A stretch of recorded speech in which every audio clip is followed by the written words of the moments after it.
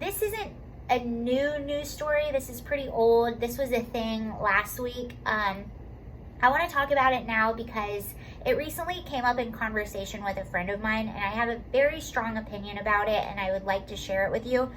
So this is about overall, it's about just sports being injected into politics, more specifically about the soccer players who were booed the other week for kneeling. So if you didn't hear the story, this was in Dallas, Texas, I believe. They were playing a soccer game in Dallas, Texas. It was Dallas against Nashville, and they allowed fans to actually come in the stadium. I think they were only at about 25% capacity, so it wasn't full. They were social distancing and all that, but they did have fans in the stadium.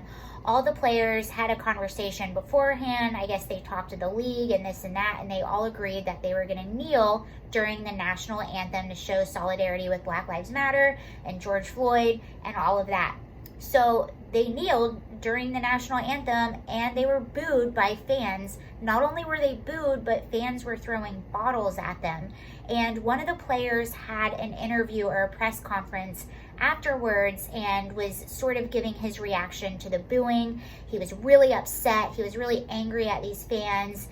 He felt like they didn't understand what he was doing, and this sort of furthered his view that things are seriously wrong with America and things are seriously wrong with people. Well, I think he is dead wrong, and I think sports, or entertainment for that matter, anyone that's injecting politics into these things, I think they're dead wrong, and I'll tell you why.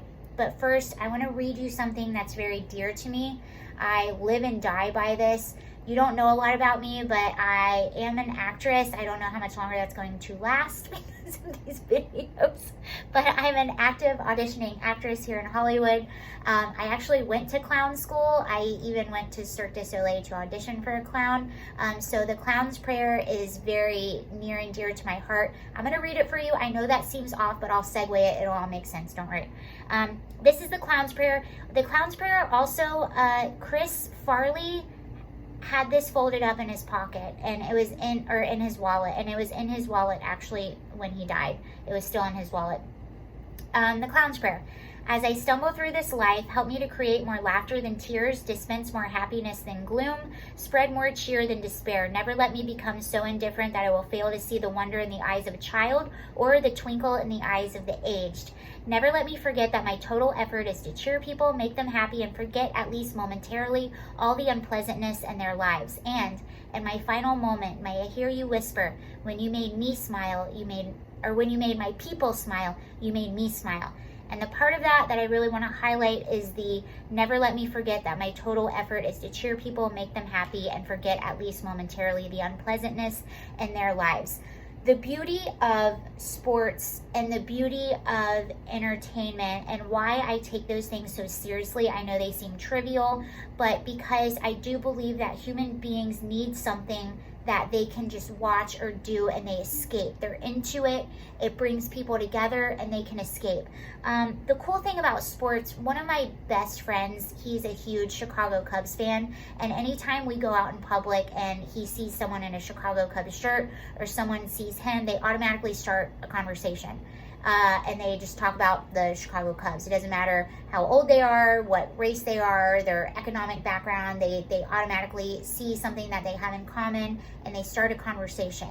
And this is the cool thing that sports does. Sports, it doesn't matter the color of your skin, your background, your age. When you're into a team and when you're watching sports, it's something that brings people together. I feel the exact same way about entertainment. Let people have entertainment. People need an escape. That's why I don't agree with celebrities getting on the podium when they're accepting an award and talking about politics. Whether or not I agree with the politics, I think it should be left out, especially more now than ever. We're in a pandemic, people are stuck at home, kids aren't going back to school. The things that bring us together right now, I really feel that we should be holding sacred, and we should be protecting those things and keeping politics the heck out. If you want to get on your social media and do politics on the Twitter and the Instagram or whatever. Do politics. If you want to be an activist when you're not on the field, be an activist. If you want to use your platform when you're not off the field to promote whatever movement you're behind, do it. But when it comes to being on the field, I don't think it's smart. And I don't think it's good for the fans. Whether you're behind Black Lives Matter or not, it's divisive. And for this player who got on and was complaining about the fans not accepting this and being disappointed, it's not because they don't understand what you're doing, and it's not because they don't agree with the sentiment behind BLM. Most everyone agrees with the sentiment behind BLM, but they do not like the tactics, and that's what they don't agree with. And they feel very strongly that sports should not have politics injected upon it. It's divisive. And we have suicide rates that are high right now. We have rates of depression that are high right now. We have anxiety that's high right now. And the political climate is very, very, very toxic and unhinged right now. And so people now more than ever need an escape, and they need that in their sports, and they need that in their entertainment. And then you have these players, in my opinion, that are selfish and that are pushing their political ideologies onto an audience that doesn't want to see this. Not to mention the fact that it's economically not smart. Who's killing it in ratings right now? Tucker Carlson, Fox News, killing it right now in ratings. Tucker was on the same night as the NBA. Who killed it in ratings? Tucker Carlson. More people are watching Tucker Carlson that are watching the NBA right now. It's not smart to inject your politics, and whether you agree with it or not, it's a true fact that there are a lot of people that are not going to tune in solely for the fact that there are politics being injected. So whether or not you agree, that is a true fact. So you're losing ratings.